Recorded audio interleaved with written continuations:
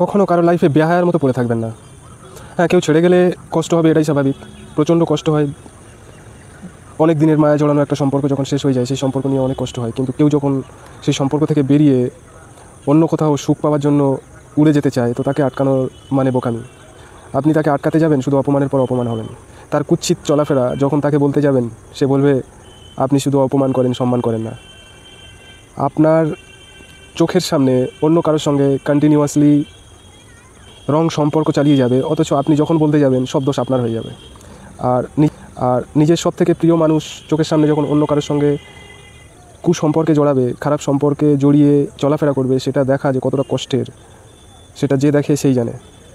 সেই জন্য বলছি, এগুলো দেখার আগে তার লাইফ থেকে এতটা দূর সরে আসবেন যাতে ওই খারাপ জিনিসগুলো চোখে না পড়ে। কুৎসিত মানুষরা কুৎসিত দিকটা দেখিয়ে দিলে তারা সবসময় রেগেই যায়, আর রেগে জানা তাই অপমান করে। আর আপনার তখন মনে হবে যে ও খারাপ করে আমাকে অপমান করছে, ওর থেকে আমি বেশি অপমান করবো। আর যখন আপনি অপমান করতে যাবেন, তখন আপনি বেশি খারাপ হয়ে যাবেন। সেই জন্য কেউ যেতে চাইলে কোনো প্রশ্ন করা ছাড়া নির্দ্বিধায় তাকে যেতে দিন।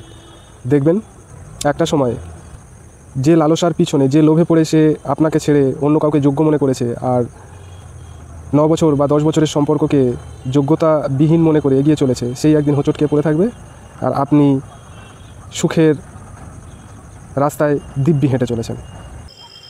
আমি কবি নই, কবিতার মতো লেখার চেষ্টা করেছি। বললে মনে কনফিডেন্স বাড়বে।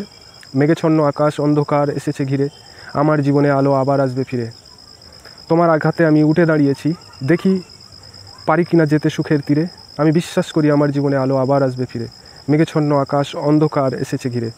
বন্ধুরা, এটা মনে মনে বলবেন, কনফিডেন্স বাড়বে।